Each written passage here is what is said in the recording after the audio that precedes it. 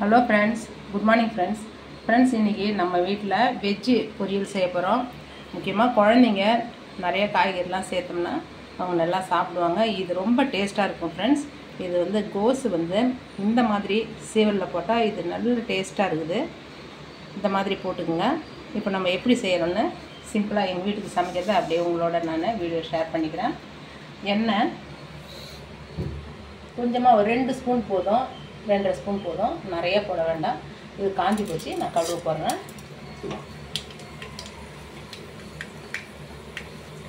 கடுகு பொரிஞ்சதும் as usual உங்களுக்கு தெரிஞ்ச மாதிரி கருவேப்பிலை, பச்சை மிளகா போட்டு வதக்குறோம்.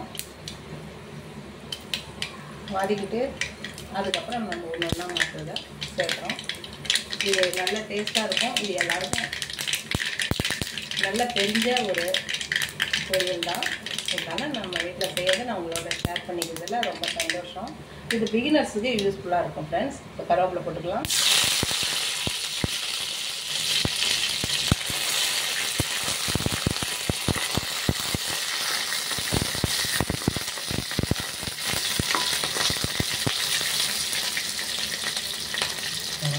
ஒரு 2 பச்சை மிளகா தான் போட்டிருக்கேன். நீட்டாகவே போடுங்க. துண்டுதான் போட்டுட்டிங்கன்னா வாயில் கிடைக்கும் குழந்தைங்களுக்கு. எடுத்து போட சங்கடப்பட்டு நின்றுடுவாங்க. இப்போ நான் வெங்காயம் போட்டுக்கிறேன். நம்ம சின்ன சின்ன துண்டுகளாக இருந்து போட்டால் குழந்தைங்க வாயில் கிடைச்சிடும். அவங்க எடுத்து போட தெரியாமல் சாப்பிட்டுட்டு அதுக்கப்புறம் பொடியிலே வெடிக்க ஆரம்பிச்சிடுவாங்க. அதுக்காக கொஞ்சம் நீட்டாக போட்டுக்கலாம்.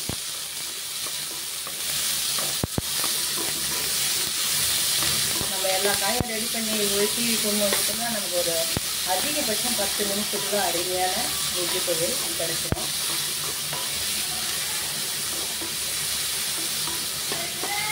ஃப்ரெண்ட்ஸ், இப்படி ஒரு கண்ணாடி பதத்துக்கு நமக்கு வெங்காயம் வதங்கினா மட்டும் போதும்.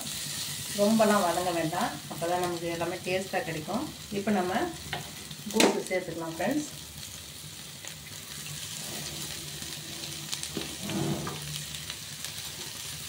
கோஸு சேர்த்தோம். நம்ம இந்த காய்கறி இது மட்டும் நம்ம ரொம்ப நேரம் வதக்கின்னு இருக்கக்கூடாது.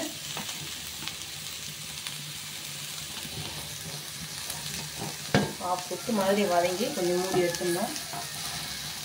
அப்போ தான் இதோடைய நமக்கு ஒரிஜினல் டேஸ்ட்டு, ஹெல்த்து எல்லாமே இதில் கிடைக்கும். தண்ணி நிறையா ஊற்ற வேண்டாம் ஃப்ரெண்ட்ஸ்.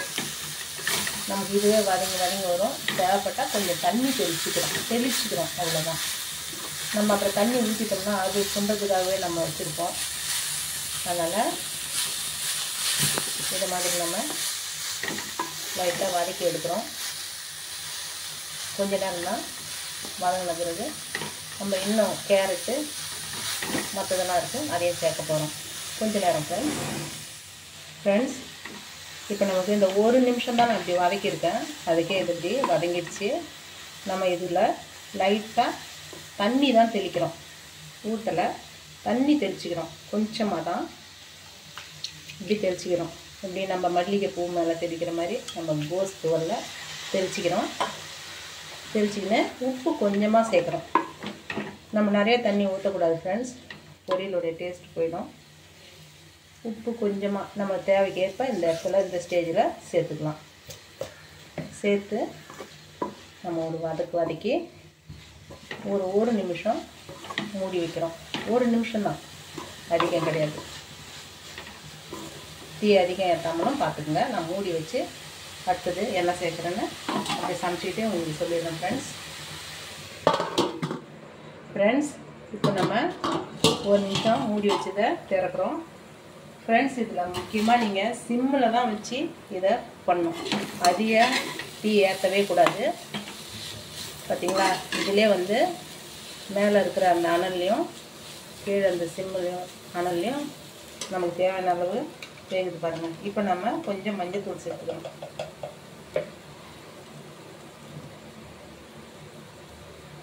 கொஞ்சம் மஞ்சள் சேர்த்து சிம்மிலே வச்சு செய்யுங்க ஃப்ரெண்ட்ஸ்.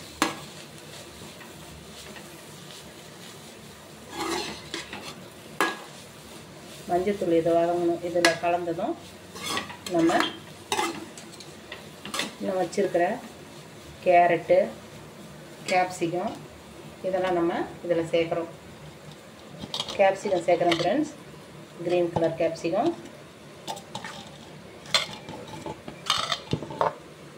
நான் பச்சை மிளகாய் மிஸ் பண்ணிட்டேன், அதை நான் எடுத்துடுறேன் போடுறதுக்கு முன்னே. கேப்சிகம், கேரட்டு,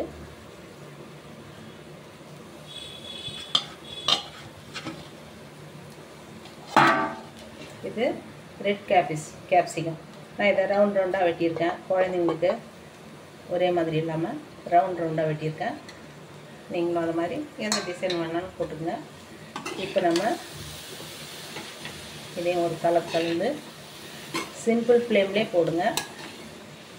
அது அருமையாக வெந்து வரும், டேஸ்ட்டாகவும் இருக்கும். இப்போ நம்ம தேங்காயும் இதிலே சேர்த்துக்கலாம். சேர்த்துக்கின்னு நல்லா ஒரு கிளறிட்டு நீங்கள் உப்பு பார்த்தா இதை பார்த்துக்குங்க. உங்கள் டேஸ்ட்டுக்கு தகுந்த மாதிரி உப்பு போட்டுக்குங்க. நான் தேங்காய் பூவை இதில் சேர்த்துக்கிறேன்.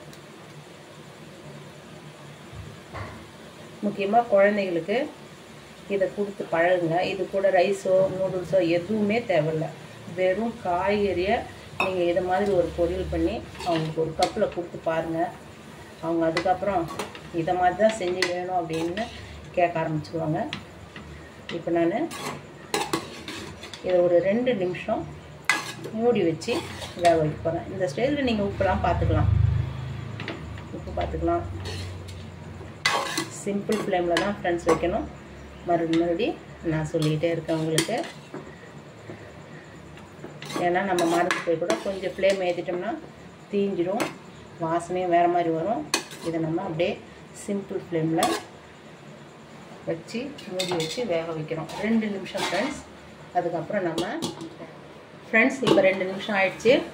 நமக்கு கரெக்டான அளவில் நமக்கு வெந்திருக்கு.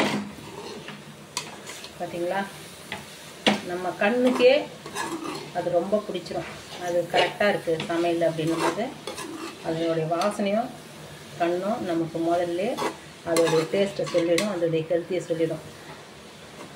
அதுக்கடுத்து நம்ம இந்த மாதிரி முடிஞ்ச பிறகு நான் நிறுத்திடுறேன் ஃப்ரெண்ட்ஸ். அடுப்பை நிறுத்திட்டு நம்ம சர்வ் பண்ணிக்கலாம். அடுப்பை நிறுத்திட்டேன் ஃப்ரெண்ட்ஸ். இவ்வளோதான் ஃப்ரெண்ட்ஸ். நம்ம குழந்தைங்களுக்கு ஒரு சின்ன கப்பில் போட்டு சாப்பிட சொல்லுங்கள்.